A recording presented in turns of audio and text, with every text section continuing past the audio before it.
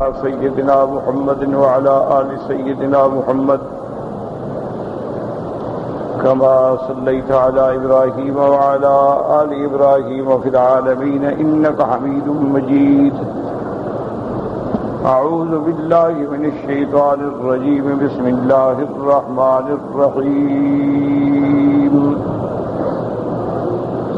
إن الله وملائكته يصلون على النبي يا أيها الذين آمنوا صلوا عليه وسلموا تسليما.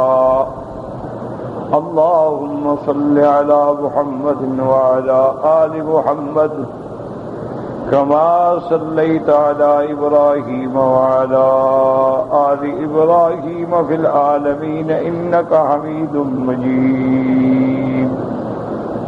قال المؤلف والمفسر رحمه الله تعالى: أدام النفع بعلومه وعلومكم في الدارين آمين. إلى أن قال حديث آخر. قال ابن ماجه: حدثنا زياد بن عبد الله حدثنا المسعودي عن عون بن عبد الله عن أبي فاخته عن الأسود بن يزيد عن عبد الله بن مسعود رضي الله تعالى عنه قال: إذا صليتم على رسول الله صلى الله عليه وسلم فأحسنوا الصلاة عليه فإنكم لا تدرون لعل ذلك يعرض عليه. قال: فقالوا له: علمنا. قال: قولوا: اللهم اجعل صلواتك ورحمتك وبركاتك على سيد المرسلين وإمام المتقين وخاتم النبيين محمد عبدك ورسولك إمام الخير وقائد الخير ورسول الرحمة. اللهم ابعثه مقاما محمودا يغبط به الأولون والآخرون. حضرت عبداللہ بن مسعود رضی اللہ تعالی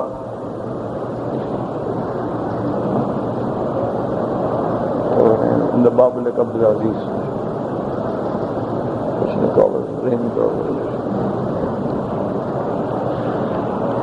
حضرت عبداللہ ابن مسعود رضی اللہ تعالیٰ عنہ فرماتے ہیں: اذا صلیتم علی رسول اللہ صلی اللہ علیہ وسلم، جب تم حضور پاک پہ درود بھیجو تو درود پاک بڑے اچھے انداز میں، اچھے الفاظ میں، اچھے طریقے سے دل سے پڑھ کے بھیجا کرو. فَإِنَّكُمْ لَا تَدْرُونَ، تمہیں پتہ نہیں، لَعَلَّ ذَلِكَ يُعْرَضُ عَلَيْهِ، ہو سکتا ہے تمہارا یہ درود حضور پہ پیش کیا جائے تو جتنا اچھا ہوگا حضور خوش ہوں گے. قال فقالوا له علمنا، ان سب نے کہا حضرت عبداللہ ابن مسعود سے کہ آپ ہی ہمیں سکھا دیں کہ ہم کیسے پڑھیں. تو آپ نے یہ درود سکھلایا: اللہم اجعل صلواتک ورحمتک وبرکاتک علی سید المرسلین وامام المتقین وخاتم النبیین محمد عبدک ورسولک امام الخیر وقائد الخیر ورسول الرحمہ. اللہم ابعث مقاما محمودا یغبطہ بہ الاولون والآخرون. تو یہ صیغہ بتلایا. تو درود شریف مختلف الفاظ سے پڑھنا جائز ہے، منع نہیں ہے، صرف ان میں اس بات کا خیال ہو کہ کوئی شرکیہ کلمات نہ آ جائیں، کوئی شرک کا شائبہ نہ پیدا ہو جائے.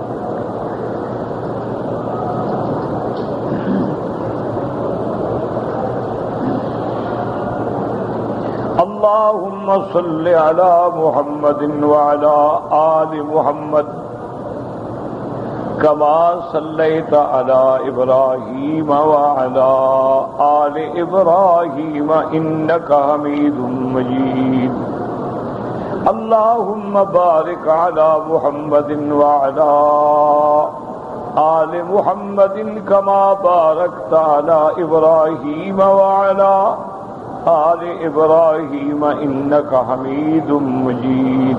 وهذا موقوف، یعنی یہ سند جو ہے حضرت عبداللہ بن مسعود پر موقوف ہے.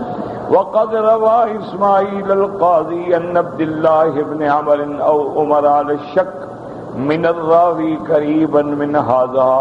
فرماتے ہیں اسی طرح اسماعیل القاضی نے بھی روایت کی ہے، وہ الفاظ بھی تقریباً اس کے ملتے جلتے ہیں. حدیث آخر قال ابن جریر حدثنا ابو قریب قال حدثنا مالک بن اسماعیل قال حدثنا ابو اسرائیل عن یونس بن خباب قال خطبنا بفارس فقال ان اللہ وملائکته يصلون على النبي يا أيها الذين آمنوا صلوا عليه وسلموا تسليما.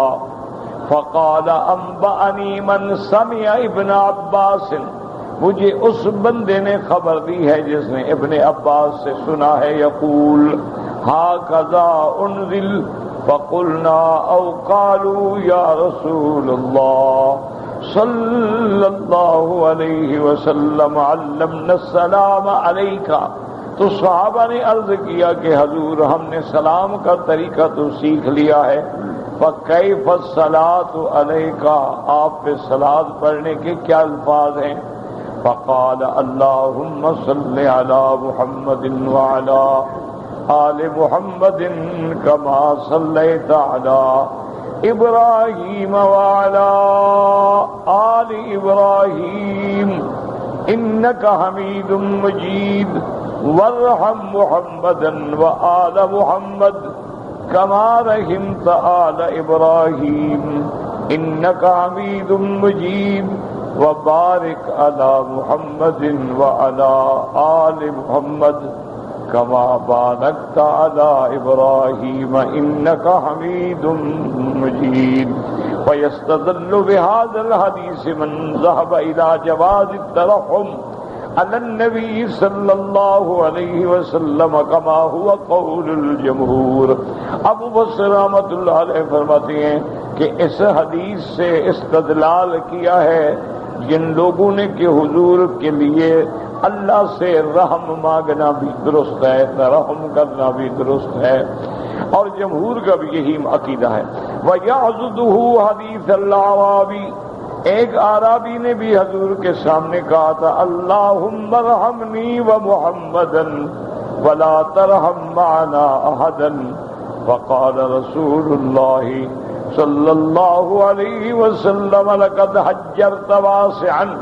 ایک صحابی نے دعا کی کہ اللہ مجھ پر بھی رحم فرما، میرے مدنی محمد مصطفیٰ پر بھی، اور کسی پہ رحم نہ کر. حضور نے فرمایا خدا کے بندے اللہ کی وسیع رحمت کو بند کر رہے ہو کہ بس صرف مجھ پر ہو اور حضور پر ہو. وحکى القاضی عیاض عن جمہور المالکیۃ منعه قال واجازه ابو محمد بن ابی زید. قاضی عیاض فرماتے ہیں کہ نہیں، حضور کے لیے ترحم مانگنا جو ہے درست نہیں ہے، لیکن بہرحال جمہور کے نزدیک جو ہے درست ہے کہ آدمی دعا کرے اللہ ہم پہ بھی رحم فرما، سرکار دو عالم پہ بھی رحم فرما، حضور کی امت پہ بھی رحم فرما. اللہم ارحمنا وارحم محمدا وارحم امت محمد. تو جمہور کہتے ہیں کہ جائز ہے. حدیث آخر قال الامام احمد حدثنا محمد بن جعفر قال اخبرنا شعبۃ عن عاصم بن عبید اللہ قال سمعت عبد الله بن عامر بن ربيعة يحدث عن نبيه قال سمعت النبي صلى الله عليه وسلم يقول من صلى علي صلاة لم تزل الملائكة تصلي عليه ما صلى علي فَلْيَكِلْ عَبْدٌ مِّن ذَلِكَ أَوْ لَيُكْثِرْ۔ اس حدیث مبارک میں آتا ہے، عامر ابن ربیعہ اپنے والد ربیعہ سے روایت کرتے ہیں، وہ فرماتے ہیں کہ میں نے حضور سرکار دو عالم سے سنا کہ جب بندہ مجھ پہ درود بھیجتا ہے اللہ کے فرشتے اس پہ رحمت بھیجتے رہتے ہیں۔ اب یہ تیری مرضی ہے کہ تھوڑا بھیج یا زیادہ بھیج، یعنی جتنا تم درود پڑھو گے اتنا اللہ کے فرشتے رحمت بھیجیں۔ اب تمہاری مرضی ہے، تھوڑا پڑھو زیادہ پڑھو۔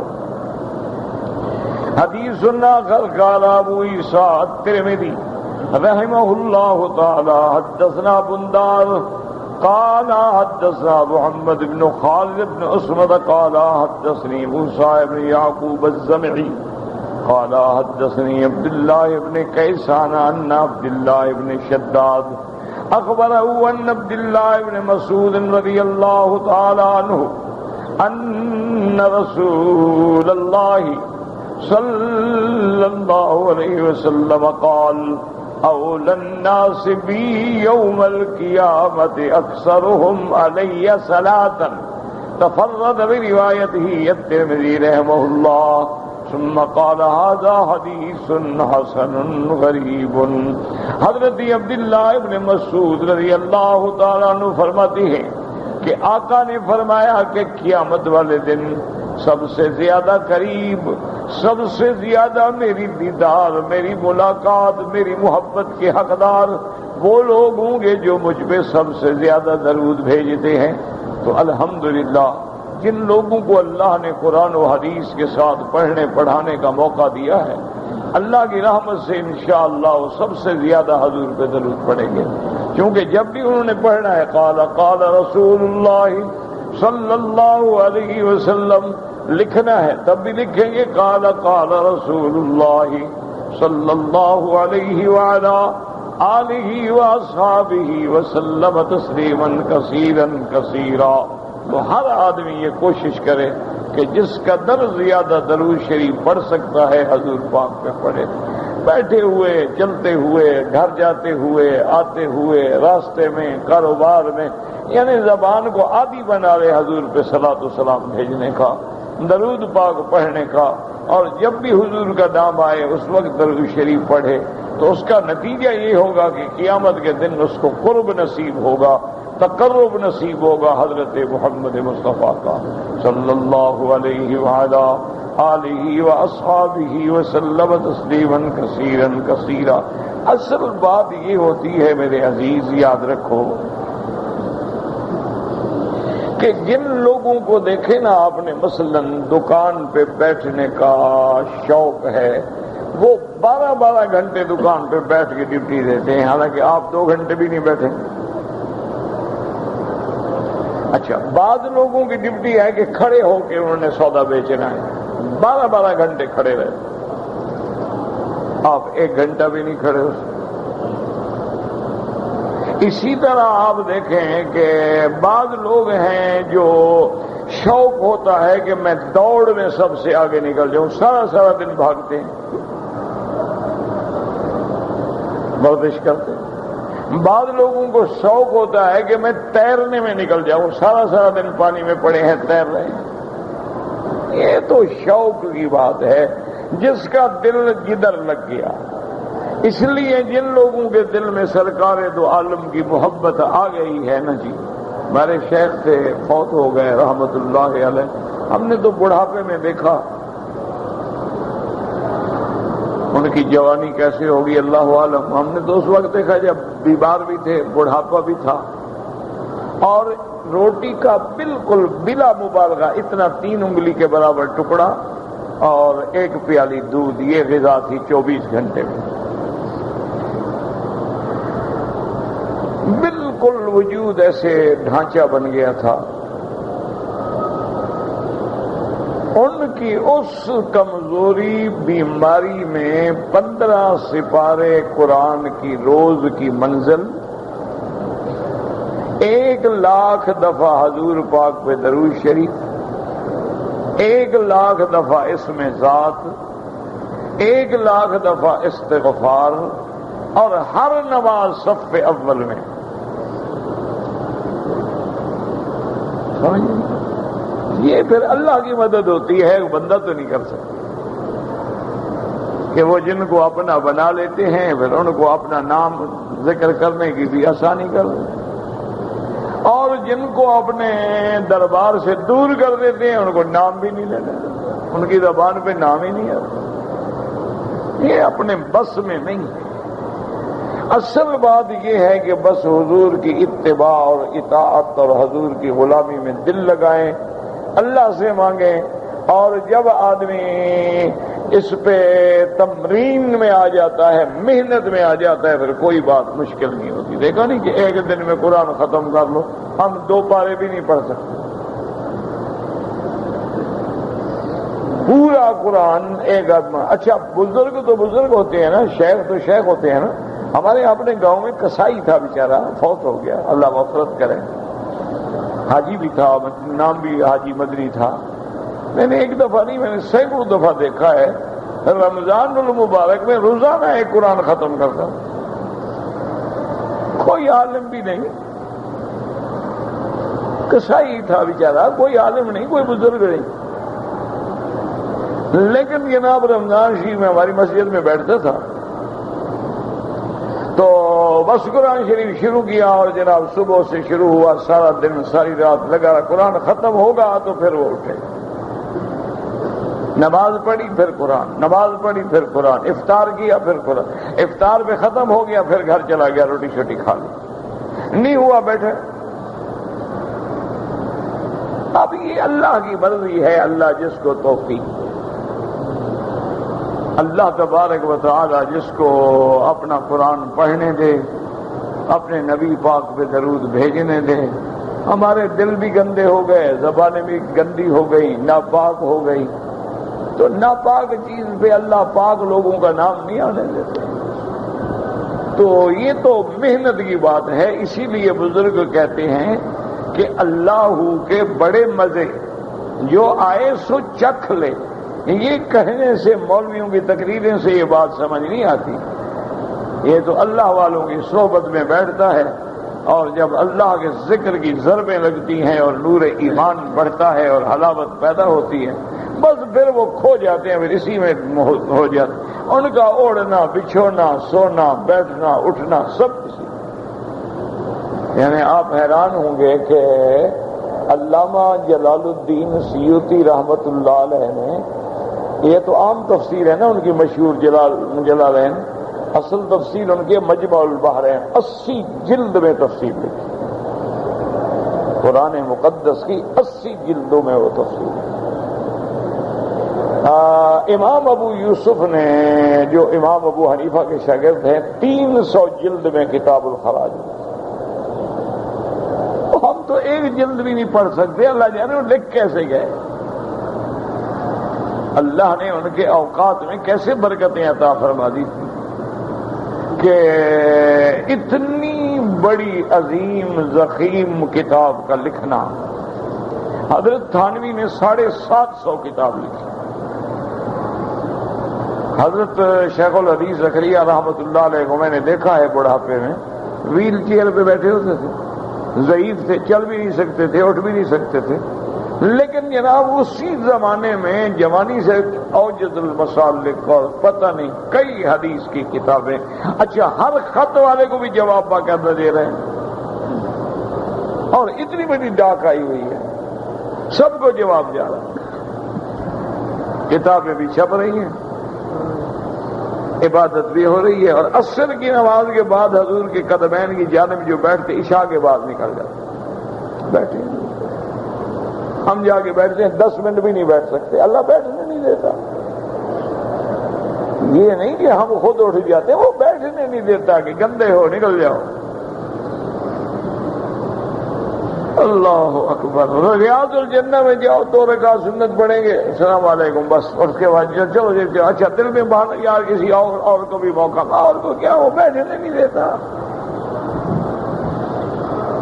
میں نے والد مرحوم کو دیکھا رحمت اللہ علیہ، وہ رجب اور شعبان 2 مہینے مدینہ شریف میں گزارتے تھے، سیدہ عائشہ کے استوانہ کے قریب بیٹھتے تھے، عصر کے بعد بیٹھے، عشاء کے بعد جب بند ہونے کا وقت آتا پھر بیٹھے، بڑھاپا ہے، نہ وضو کا مسئلہ، نہ کوئی اور تکلیف. ہم حیران ہوتے کہ پتہ نہیں بھی ان کا ماشاءاللہ بڑھاپے میں بھی وضو اتنا مضبوط ہے کہ عصر کی نماز کے ساتھ بیٹھے. اچھا اسی طرح بعد ائمہ کے بارے میں آتا ہے انہیں عشاء کی نماز کے ساتھ وضو کے ساتھ فجر کی نماز پڑھی، نماز پڑھی، عبادت میں لگ گئے، ساری رات گزر گئی. یہ اصل بات یہی ہے.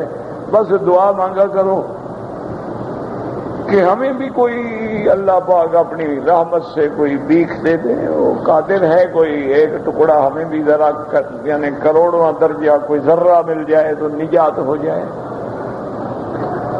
ورنہ یہ ہے کہ بس آج کل تو ایسے لوگ بھی نہیں جو 10,000 دفعہ درود شریف پڑھتے ہوں. 1,00,000 درود پڑھنا آسان نہیں ہوتا. 1,00,000 اسم ذات، 1,00,000 استغفار، 15 پارے قرآن. اور طاقت بھی یہ ہے کہ ہڈیوں کا ڈھانچے ہو گئے. اچھا خدا کی شان یہ ہے کہ اٹھنے کی طاقت نہیں، بیٹھنے کی بھی طاقت نہیں. چہرہ ایسے تھا معلوم ہوتا تھا ان کو کوئی تکلیف ہے ہی نہیں.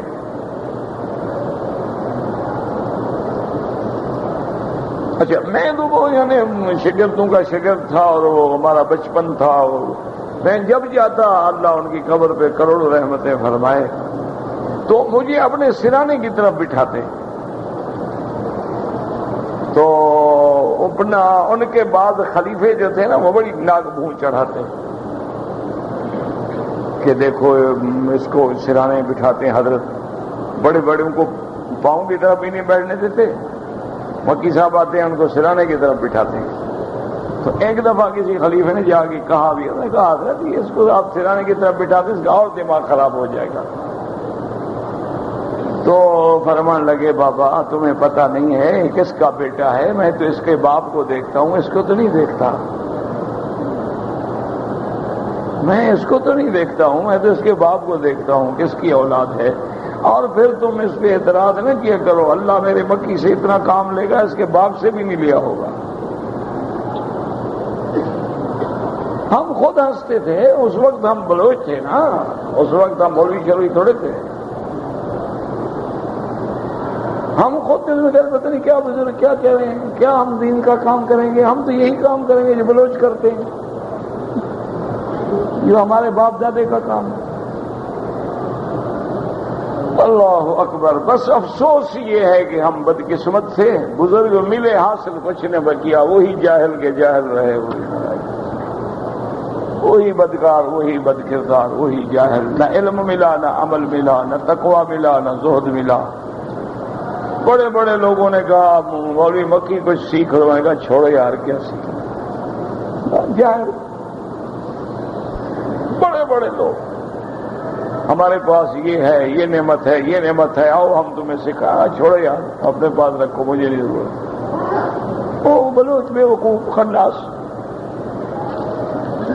مر جائے نا تو بلوچ آکڑ تو ہوتی ہے نا، جنازہ بھی اٹھا ہوتا ہے، کپڑا اوپر جو ہوتا ہے نا کفن، وہ بھی کہتے ہیں اوپر کر کے ڈالو ذرا پتہ تو لگے نا سردار کا جنازہ ہے. دیکھا نہیں ابو جہل کہتا تھا گردن نیچے کاٹو پتہ تو لگے سردار کی گردن ہے. پتہ نہیں ان کا بھی کوئی اسی سے نہ جڑتا ہو، اللہ ہے تو ساری ادھر عرب کے نام. کوئی کہتے ہیں سیدنا حمزہ سے، اللہ عالم. بہرحال چلو سیدنا حمزہ سے بھی ہو تو قریش سے ہوا نا، ابو جہل بھی تو قریش ہی تھا نا، قبیلہ تو پھر ایک ہی ٹھہرا. بس بدقسمتی ہے، سچی بات ہے. ورنہ اللہ کے گھر میں بیٹھے ہیں بڑے بڑے لوگ اللہ نے دیے، لیکن بس جاہل سے کوئی فائدہ نہ اٹھایا،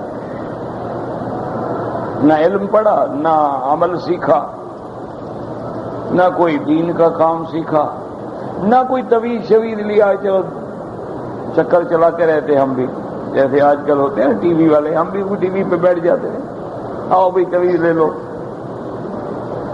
انا للہ و انا الیہ راجعون. بس یہ پتہ نہیں کس کی دعا ہے کہ مولا نے اپنے دروازے پہ بٹھا دیا. دعا کرو بس اللہ محروم نہ کرے، بس یہ دعا کیا کرو. کچھ نہیں چاہیے تم سے، دعائیں چاہیے. جب یاد آئے، یہ بھی نہیں کہ میرے لیے روز کیا کرو، میں وہ روز والا مولوی بھی نہیں ہوں. جب تیرے دل میں کبھی 6 مہینے، سال بعد، مہینے بعد رات کو کبھی یاد آ جائے بس دعا کر دیا۔ یہ آپ لوگوں کی دعائیں ہیں کہ گاڑی چل رہی ہے، ورنہ لوگ تو ہمیں دیکھنا نہیں برداشت کرتے تھے، گاڑی کیسے چلے۔ یہ صرف دعائیں ہیں، پتہ نہیں کون کون لوگ دعا کرتے ہیں جن کا ہمیں پتہ بھی نہیں ہوتا۔ تو اس لیے زیادہ سے زیادہ درود پڑھو۔ اب دیکھیں حدیث مبارک آ رہی ہے، اس کو سنیں غور سے۔ حدیث آخر قال اسماعیل القاضی حدثنا علی بن عبد اللہ قال حدثنا سفیان عن یعقوب بن زید بن طلحہ قال قال رسول اللہ صلی اللہ علیہ وسلم اتانی آت من ربی فقال لی ما من عبد يصلي عليك صلاة الا صلی اللہ علیہ بها عشرا۔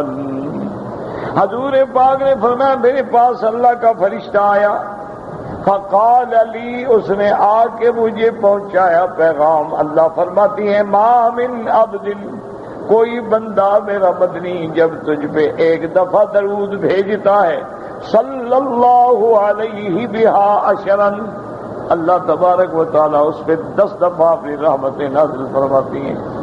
فقام الیہ رجل فقال، ایک بندہ کھڑا ہوا، اس نے کہا یا رسول اللہ الا اجعل نصف دعائی لک قال ان شئت، اس نے کہا حضور میں دن میں جو کچھ پڑھتا ہوں اس کا آدھا حصہ درود پڑھوں گا۔ آپ نے فرمایا تیری مرضی۔ قال الا اجعل ثلثی دعائی لک، اس نے کہا حضور اب میں 2 حصے درود پڑھوں گا۔ قال ان شئت، آپ نے فرمایا تم چاہو تو کر لو۔ قال الا اجعل دعائی لک دعائی لک کلہ، اس نے کہا کہ حضور اچھا میں اب کوئی وظیفہ نہیں پڑھوں گا، سارے وظائف کے بجائے صرف درود پڑھوں گا۔ حضور نے فرمایا اذن یکفیک اللہ ہم الدنیا و ہم الآخرہ، حضور نے فرمایا اگر تم میرے درود پڑھو گے تو اللہ تیرے دنیا اور آخرت کے ہم غم مٹا دیں گے۔ تو درود ایسی نعمت ہے کہ جو کچھ پانا ہونا اسی سے ملتا۔ یہ دیکھو، ولایت چاہتے ہو، بزرگی چاہتے ہو، کرامت چاہتے ہو، عزت چاہتے ہو، بس میرے مدنی پہ درود پڑھو۔ قبر کی تنگی سے بچنا چاہتے ہو، خاتمہ ایمان پہ چاہتے ہو، جنت چاہتے ہو، حوض کوثر چاہتے ہو، شفاعت چاہتے ہو، بس درود پڑھو۔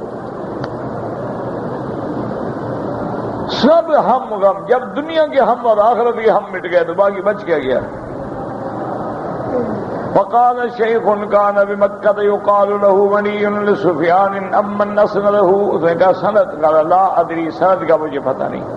حدیث آخر قال اسماعیل القاضی حدثنا سعید بن سلام العطار قال حدثنا سفیان الثوری عن عبد اللہ بن محمد بن عقیل عن الطفیل بن ابی بن کعب عن نبیہ قال کان رسول اللہ صلی اللہ علیہ وسلم یخرج فی جوف اللیل، حضور رات میں آئے تشریف لاتے فیقول جاءت الراجفۃ تتبعها الرادفہ، قیامت آ گئی، جاء الموت بما فی، موت آ گئی۔ فقال بھی یا رسول اللہ انی اصلی من اللیل افاجعل لک ثلث صلاتی، قال رسول اللہ صلی اللہ علیہ وسلم الشطر، قال افاجعل لك شطر ثلاثی، قال رسول اللہ صلی اللہ علیہ وسلم ثلثان، قال افاجعل لك صلاتي كلها، قال اذن يغفر لك الله ذنبك كله۔ اب جناب حضور رات کو جگاتے کہ لوگوں قیامت آنے والی آ گئی، موت آنے والی آ گئی ہے، قریب ہے، کہ فرماتے ہیں میرے ابے نے کہا حضور میں رات میں جب درود پڑھتا ہوں تو میں 2 حصے پڑھوں گا۔ آپ نے فرمایا اور زیادہ؟ انہوں نے کہا اچھا رسول اللہ، آدھا درود اور آدھا باقی اور آدھا؟ آپ نے فرمایا اور زیادہ؟ اس نے کہا حضور اچھا میں 2 حصے درود، آپ نے فرمایا اور زیادہ؟ اس نے کہا حضور میرے ابا نے کہ اب میں رات میں صرف آپ پہ درود پڑھا کروں گا۔ حضور نے فرمایا اللہ اس کی برکت سے تیرے سارے گناہ مٹا دیں گے، تیری ساری غلطیاں معاف فرما دیں گے۔ وقد رواه الترمذي بنحوه وقال حدثنا حناد قال حدثنا قبيصة قال حدثنا سفيان عبد الله بن محمد بن عقيل الطفيل بن أبي بن كعب النبي قال كان رسول الله صلى الله عليه وسلم إذا ذهب ثلثاء الليل قام وقال يا أيها الناس اذكروا الله اذكروا الله جاءت الراجفة تتبع الرادفة جاء الموت بما فيه جاء الموت بما فيه. اب میرے مدنی سرکار جب رات کے دو حصے گزر جاتے ایک حصہ باقی ہوتا آپ آ کے اعلان فرماتے لوگوں اللہ کا ذکر کرو اللہ کا ذکر کرو اللہ کی یاد کرو. اب یاد رکھو نماز پڑھو تو یہ بھی اللہ کا ذکر ہے قرآن پڑھو تو یہ بھی اللہ کا ذکر ہے میرے مدنی پہ درود بھیجو یہ بھی اللہ کا ذکر ہے. اور یاد رکھیں جن لوگوں کو رات کی بادشاہی اللہ نے دے دی ہے ان کو دنیا کی بادشاہی اور تخت کی بھی ضرورت نہیں ہوتی ہے لیکن لطف حاصل کرو اس میں یعنی آپ کو اللہ کی ذکر میں لذت ملے. حالات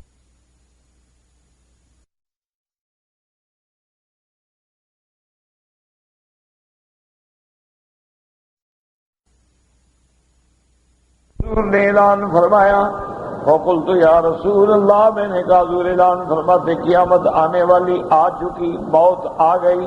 میں نے کہا انی اکثر الصلاۃ علیک میں نے کہا حضور میں آپ پہ بہت درود پڑھتا ہوں بتائیں کتنا پڑھوں. آپ نے فرمایا جتنا چاہو پڑھو. میں نے کہا چوتھا حصہ فرمایا تیری مرضی. فإن زدت فهو خیر لک اگر بڑھاؤ تو تیرے لیے بہتر ہے. قلت فالنصف آدھی رات میں آپ یعنی آدھا وقت میں آپ پہ درود پڑھوں گا. قال ما شئت جیسے چاہو. فإن زدت فهو خیر لک اگر بڑھاؤ تو بہتر ہے. میں نے کہا قلت فالثلثین میں نے کہا اپنے وقت کے دو حصے میں درود پڑھوں گا. قال ما شئت فإن زدت فهو خیر لک. قلت اجعل لك صلاتي كلها میرا بدنی میں سارا وقت تجھ پہ درود پڑھوں گا. قال اذن تکفی ہمک ویغفر لك ذنبک اللہ تیرے غم بھی مٹا دیں گے اور اللہ تیرے گناہوں کو بھی مٹا دیں گے. ثم قال هذا حديث حسن. وقال الامام احمد حدثنا وكيع قال حدثنا سفيان عن عبد الله بن محمد بن عقيل الطفيل بن ابي النبي قال قال رجل يا رسول الله صلی اللہ علیہ وسلم ارأيت ان جعلت صلاتي كلها عليك قال اذن يكفيك الله ما اهمك من دنياك واخرتك. حدیث آخر قال الامام احمد حدثنا ابو سلمة منصور الصمد الخزاعي ويونس بن محمد قال حدثنا ليث عن يزيد بن الهادم بن ابي عمر عن ابي الهويرث عن محمد بن جبير بن عبد الرحمن بن عوف قال خرج رسول الله صلى الله عليه وسلم وتدخل نخلا فسجد فأطال السجود تاخذ خشيت أن يكون قد توفاه الله أو قبضه. قال فجئت أنظر فرفع رأسه وقال ما لك يا عبد الرحمن. قال فذكرت ذلك له فقال إن جبريل عليه السلام قال لي ألا أبشرك إن الله عز وجل يقول من صلى عليك صليته عليه ومن سلم عليك سلمته عليه صلی اللہ علیہ وسلم. اس حدیث مبارک میں آتا ہے کہ حضرت عبد الرحمن بن عوف فرماتے ہیں کہ ایک دن حضور پاک تشریف لے گئے میں بھی حضور کے پیچھے پیچھے چل پڑا. حضور ایک کھجوروں کے باغ میں داخل ہوئے فسجد آپ نے نماز پڑھی. فاطال السجود آپ نے سجدہ اتنا لمبا کر دیا کہ میں ڈر گیا. حتی خفت او خشیت میں ڈر گیا کہ خدا جانے حضور کی وفات ہو گئی سجدے کی حالت میں. قد توفاه اللہ او قبضه. قال فجئت انظر میں قریب آیا تھا کہ دیکھوں میرے آقا کا اتنا لمبا سجدہ کیسی ہے. فرفع رأسه حضور نے سر اٹھایا فقال ما لك یا عبد الرحمن، حضرت خیریت ہے عبد الرحمن، کیا بات ہے؟ میں نے کہا حضور میں تو ڈر گیا کہ اتنا لمبا آپ نے سجدہ فرمایا، اللہ عالم آپ کی وفات ہو گئی کیا ہو؟ حضور نے فرمایا ان جبریل علیہ السلام قال لی، اللہ کا فرشتہ جبریل آئے، انہوں نے آ کے مجھے خبر دی، انہوں نے کہا ابشرک، انہوں نے کہا حضور آپ کو مبارک ہو، اللہ پاک فرماتے ہیں من صلی علیک، تیری امت میں سے جو تجھ پہ ایک دفعہ درود بھیجے گا میں اس پہ رحمت بھیجوں گا، جو سلام بھیجے گا میں بھی اس پہ سلام بھیجوں گا۔ تو اس خوشی میں اللہ کا شکر ادا کر رہا تھا، اس لیے میں نے سجدہ کیا، یہ سجدہ شکر تھا۔ طریق اخری قال الامام محمد حدثنا ابو سعید مولا بنی ہاشم حدثنا سلیمان بلال قال حدثنا عمر عبد الواحد بن محمد بن عبد الرحمن بن عوف عن عبد الرحمن بن عوف قال قام رسول الله صلی اللہ علیہ وسلم فتوجہ نحو صدقته فدخل فاستقبل القبلة فخر ساجدا فأطال السجود حتى ظننت أن الله قد قبض نفسه فيها فدنوت منه ثم جلست ورفع رأسه فقال من هذا قلت عبد الرحمن۔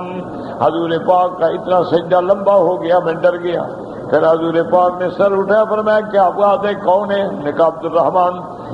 قال ما شأنک، حضور فرمایا کیا بات ہے، کیوں پریشان ہو؟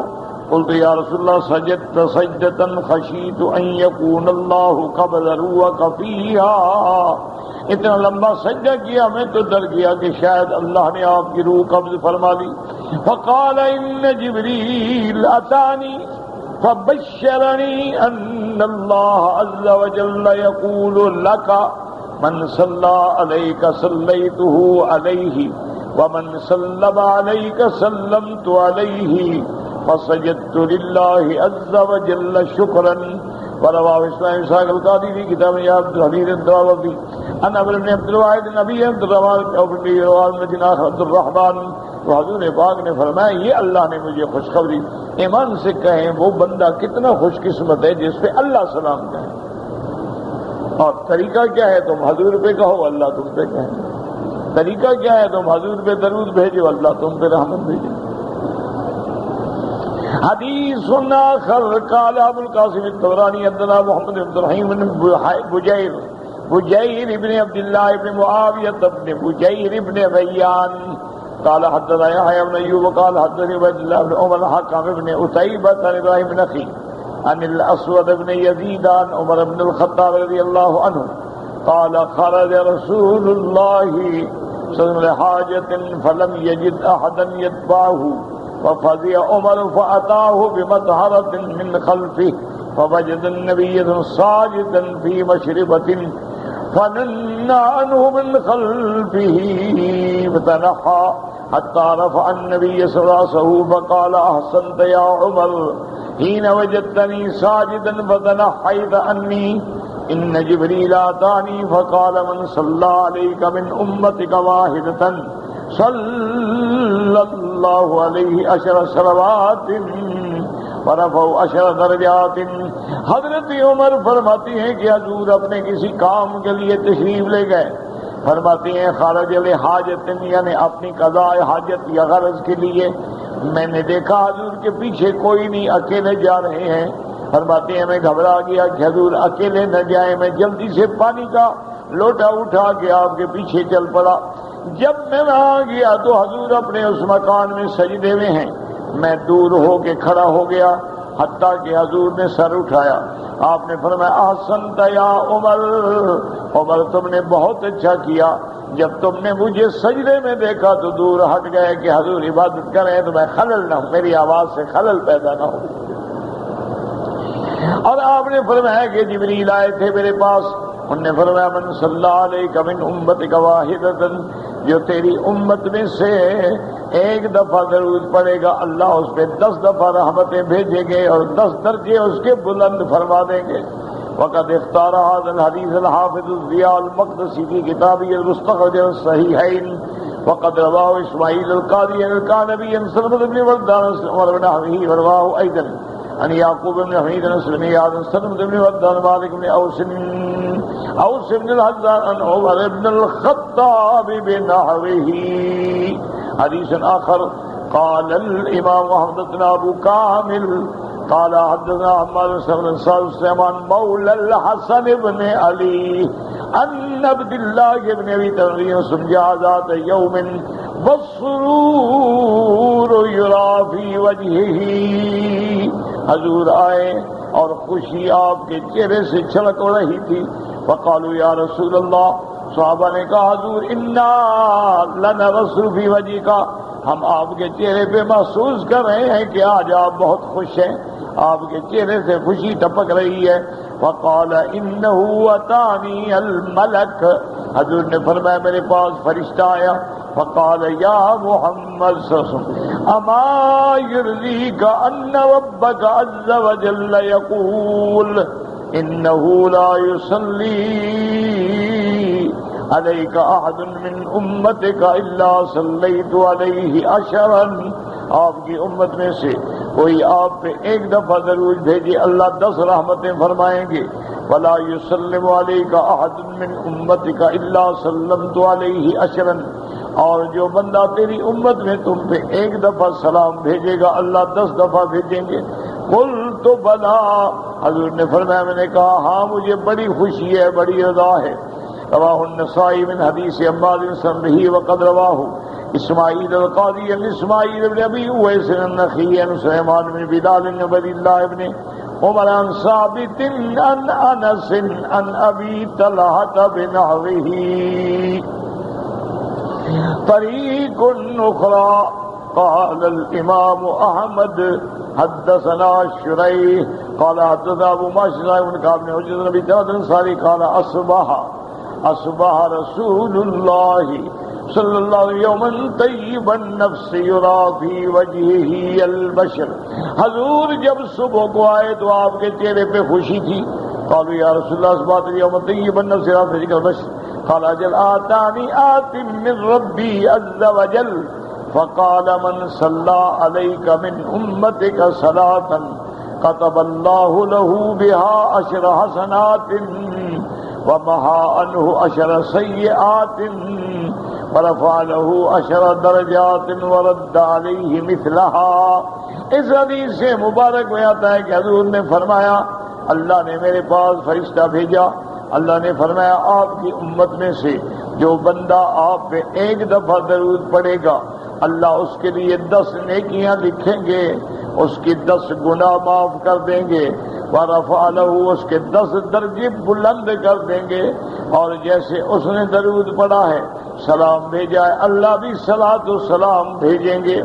حدیث آخر رواہ مسلم داؤد ترمذی میں النسائی میں اسماعیل بن جعفر عن العلاء بن عبد الرحمن نبی ہریرہ رضی اللہ تعالی عنہ قال قال رسول اللہ صلی اللہ علیہ وسلم من صلی علی واحدۃ صلی اللہ علیہ بها 10. وقالت الزیادات صحیح الباب الرحمن بن نبی عمار بن نبی بن كعب وقال امام احمد حدثنا حسین بن محمد قال حدثنا شریک علیہ السلام نبی قال صلوا علی، مجھ پہ درود بھیجا کرو. فإنها زکاۃ لکم، یہ تمہاری پاکیزگی ہے تمہارے لیے. وصلوا اللہ علی الوسیلۃ، اللہ سے میرے لیے مقام وسیلہ مانگا کرو. فإنها درجۃ فی اعلی الجنہ، یہ وسیلہ جو ہے جنت میں ایک مقام کا نام ہے. یہ نہیں ہے جو لوگ وسیلہ پکڑتے ہیں، وسیلہ تو اس جگہ کا نام ہے. ولا ینالها الا رجل، اور وہ صرف اللہ کے مخلوق میں ایک بندے کو ملے گا. وارجو ان اکون انا ہوا، میں امید کرتا ہوں کہ اللہ مجھے وہ عطا فرمائیں گے. لا شک اللہ آپ کو ہی وہ مقام عطا فرمائیں گے. تفرد به احمد وقد رواه البزار من طریق مجاہد النبی هريرة بنحوه.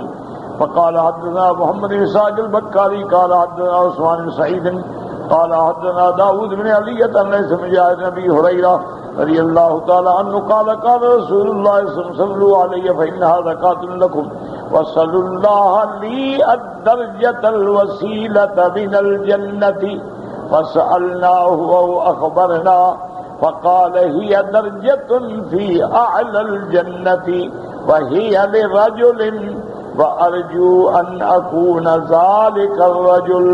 تیسری بات من تکلم فیہ واللہ اعلم.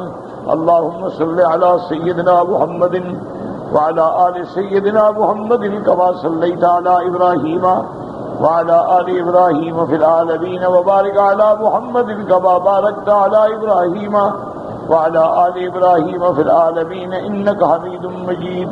اللهم آت محمد الوسيلة والفضيلة والدرجة الرفيعة العلية وبعث مقاما محمودا الذي وعدته إنك لا تخلف الميعاد. رضينا بالله ربا وبالإسلام دينا وبمحمد نبيا ورسولا وبالقرآن إماما. وصلى الله تعالى على خير خلقه سيدنا محمد وآله وصحبه أجمعين.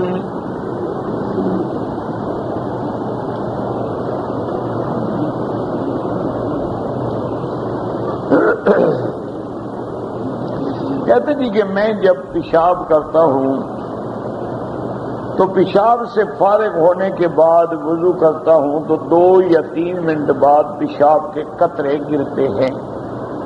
میرا بھائی اس کا علاج یہ ہے کہ آپ پیشاب کے لیے زیادہ وقت لگائیں. آپ آرام سے بیٹھیں, اپنے بدن پہ بار بار پانی ڈالیں تاکہ ہر لحاظ سے اطمینان ہو جائے کہ قطرے بند ہو. ایک یہ ہے کہ ساری محنت کے بعد بھی قطرے نہیں رکتے, تو اس کا علاج یہ ہے کہ پھر آپ ہر نماز کے لیے نیا وضو کریں گے. اس وضو کے ساتھ اگلی نماز تک آپ نمازیں پڑھ سکتے ہیں. کیا مانا؟ مثلا مغرب کے لیے آپ نے وضو کیا, اب جب عشاء کا وقت میں آپ نماز پڑھیں, نفل پڑھیں, طواف کریں, وہی وضو ٹھیک ہے. لیکن انڈر ویئر رکھ لیا, کوئی کپڑا رکھ لیا کہ بدل لیا,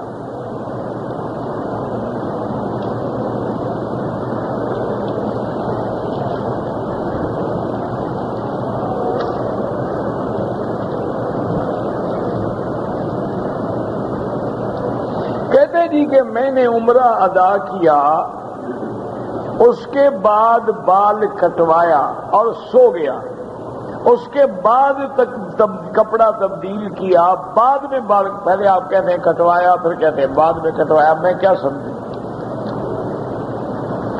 اگر آپ نے عمرے کرنے کے بعد تھوڑے سے بال کاٹے, اسی چادروں میں سو گئے, اٹھ کے آپ نے سارے بال کاٹے, کوئی حرج نہیں. اگر آپ نے کپڑے پہن کے بھی سو گئے لیکن اٹھ کے سارے بال کٹوا دیے, پھر بھی کوئی غم نہیں. لیکن آئندہ احتیاط کریں کہ جب بھی آپ عمرہ کریں, طواف کرنے کے بعد, صفا مروہ دوڑنے کے بعد, افضل یہ ہے کہ سر پہ اس طرح پھروائیں, اور اگر اس طرح نہ پھروائیں, بال بڑے ہیں, تو چوتھا حصہ سارے سر کے بالوں کا کٹ جائے. یہ نہیں کہ ٹک لگا دو ایک ادھر سے ایک ادھر سے ایک ادھر سے, یہ نہیں. یہ تو تھوڑے بال کاٹنے تو عورت کے لیے ہیں, مردوں کے لیے نہیں ہے. صرف امام شافعی رحمۃ اللہ علیہ کے نزدیک بھی گنجائش ہے, وہ بھی نہیں کہتے کہ ایسا کرو, ان کے نزدیک بھی یہی ہے, افضل یہ ہے کہ سر پہ اس طرح پھروائیں. اگر بال لمبے ہیں تو تھوڑے تھوڑے سارے سر کے بال کٹوا لیں. اور اچھا آپ نے عمرہ کر لیا ہے, بال نہیں ہے, پھر بھی اس طرح پھروائیں. مثلاً آپ نے ایک عمرہ کیا, سر پہ اس طرح پھروا دیا, مدینہ منورہ چلے گئے, وہاں سے احرام باندھ کے پھر آ گئے 2 دن کے بعد, تو ابھی بال تو نہیں نکلے رہے, کہ اس طرح پھر بھی پھروانا ہوگا. اللہ کو بالوں کی ضرورت نہیں ہوتی, اللہ کو تو ہماری اطاعت کی ضرورت ہوتی ہے کہ بندے نے میرے حکم پہ گردن جھکا دی ہے. محلقین رؤوسکم ومقصرین لا تخافون. اور جو لوگ حلق کرواتے ہیں ان کے لیے میرے آقا نے, رحمت دو عالم نے, سیدنا محمد مصطفیٰ نے 3 دفعہ دعا کی. حدیث مبارک میں آتا ہے کہ حج کے بعد حضور نے دعا مانگی, اللہم اغفر للمحلقین, یا اللہ آج ان لوگوں نے اپنے سر پہ اس طرح پھروایا ہے, ان کی بخشش فرما دے. صحابہ نے کہا حضور بعض لوگوں نے بال کٹوائے بھی ہیں, ان کے لیے بھی دعا کریں. آپ نے پھر بھی ان کے لیے دعا کی, اللہم اغفر للمحلقین, اللہ اس طرح پھرانے والوں کی مغفرت فرما. صحابہ نے پھر عرض کیا یا رسول اللہ بعض لوگوں نے بال کٹوائے ہیں ان کے لیے بھی دعا کریں. آپ نے پھر بھی اس طرح والوں کے لیے دعا کی اللہم اغفر للمحلقین. چوتھی دفعہ جا کے آپ نے فرمایا اللہم اغفر للمقصرین کہ یا اللہ جن نے بال کٹوائے ہیں ان کی بھی مغفرت فرما. تو لہذا جب بھی عمرہ کریں بڑے آرام سے عمرہ کریں. پہلے غسل کرو, غسل کر کے اچھے 2 چادریں احرام کی باندھیں, 2 رکعت سنت پڑھیں, لبیک اللہم لبیک پڑھتے ہوئے آئیں, کعبۃ اللہ میں آ کے طواف کریں, طواف کے بعد 2 رکعت پڑھیں, زمزم ہے تو زمزم پی لیں, ملتزم پہ دعا مانگیں, پھر صفا کی طرف جاتے ہوئے بسم اللہ اللہ اکبر استلام کریں. جب صفا پہ چڑھنا شروع کریں تو ابدأ کما بدأ بہ اللہ. اگر نہ بھی آئے تو کہیں یا اللہ تیرے نبی کی سنت ہے, تیرا حکم ہے, میں پورا کرنے کے لیے جا رہا ہوں. اور صفا کی پہاڑی پہ چڑھ کے اتنی جگہ پہ چڑھیں جہاں سے کعبہ نظر آئے اور وہاں کھڑے ہو کے لمبی لمبی دعائیں کریں. یہ تو مقام ہے دعائیں منظور ہونے کے.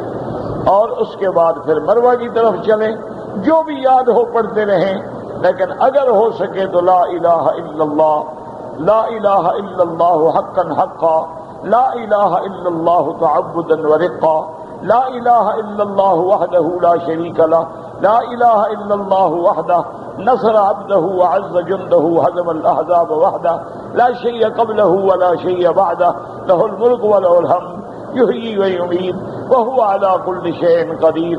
اور جو سبز بتی ہے اس میں جھپٹ کے چلیں, دوڑنا منع ہے.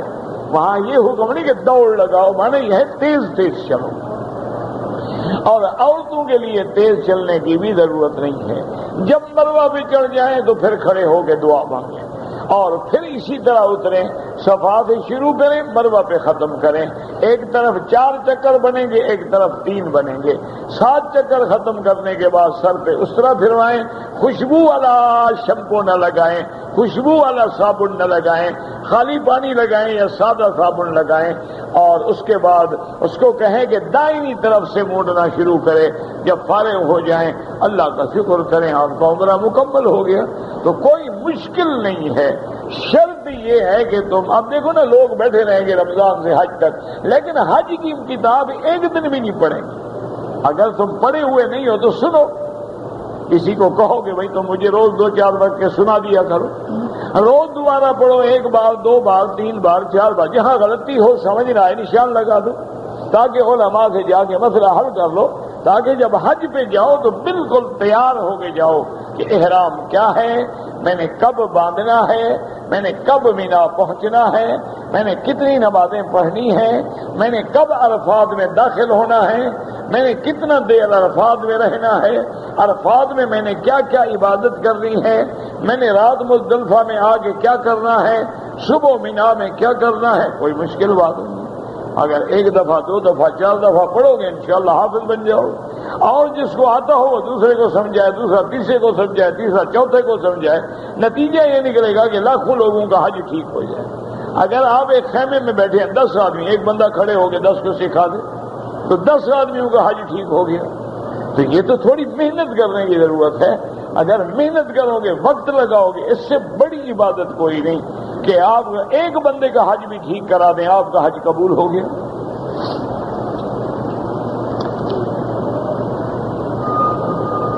کہتے جی کہ میں اگر نفل نماز پڑھ کے اس کے ثواب کے لیے دعا کروں اللہ میرے والدین کو, تو انشاءاللہ اللہ دے گا. اللہ کے بندے یہ سب نفلی عبادت ہے.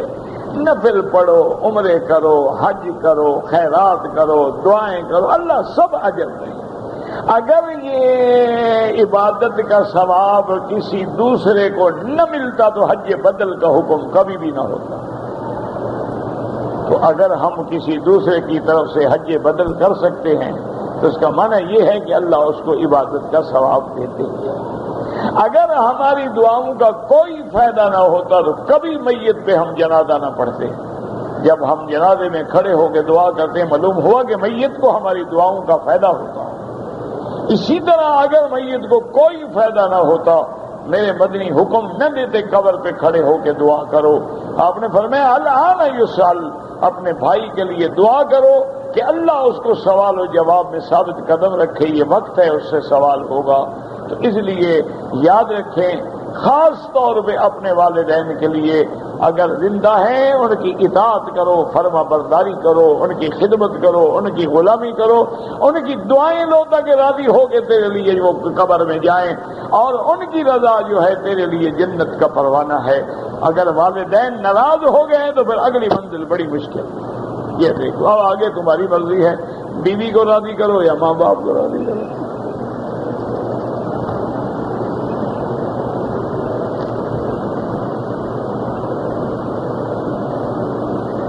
ایک آدمی سید ہو کر نماز نہ پڑھے وہ بہت زیادہ گناہگار ہے کہ اللہ نے اس کا نسب جوڑا ہے حضور سے اور وہ اللہ کے فرائض کا خیال نہیں کرتا۔ عزت کس بات کی؟ عزت تو ایمان والے کی ہوتی ہے جو نماز نہیں پڑھتا اور آمدن نہیں پڑھتا، حضور نے فرمایا تو کافر ہو جاتا ہے۔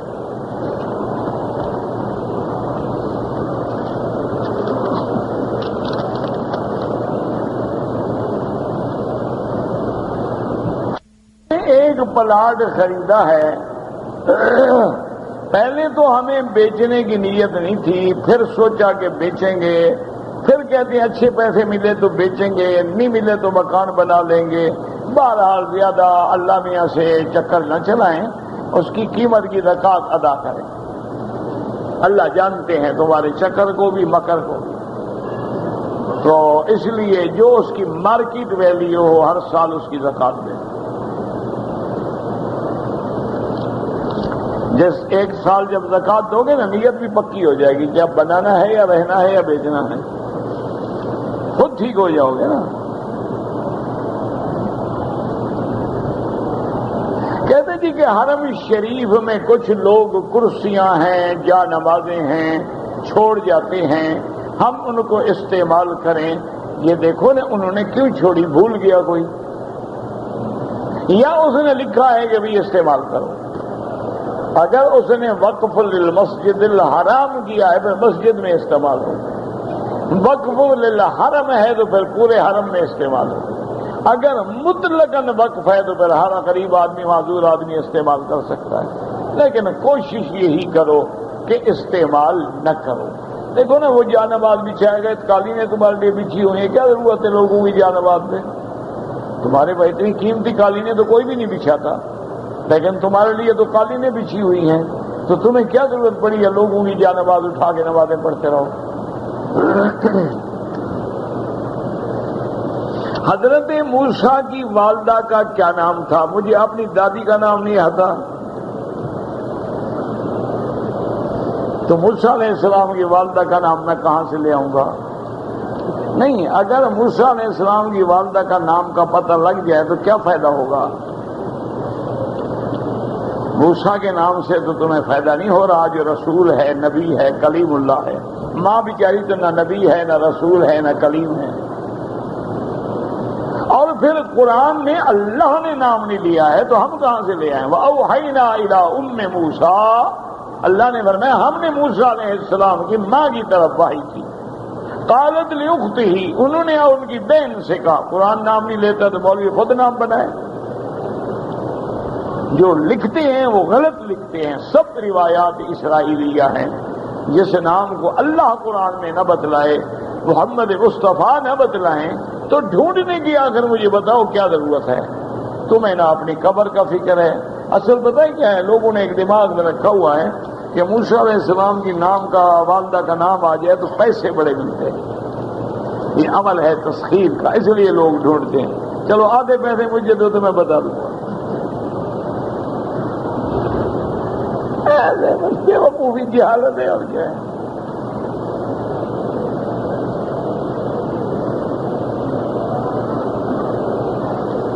دو تین طواف کرنے کے بعد اگر ہم سب کی 2 رکعت پڑھیں بالکل جائز ہے، لیکن افضل یہ ہے کہ ہر طواف کے بعد 2 رکعت پڑھ کے پھر دوسرا طواف شروع کرو۔ لیکن اگر اکٹھے کر لو جائز ہے، کوئی مسئلہ نہیں ہے۔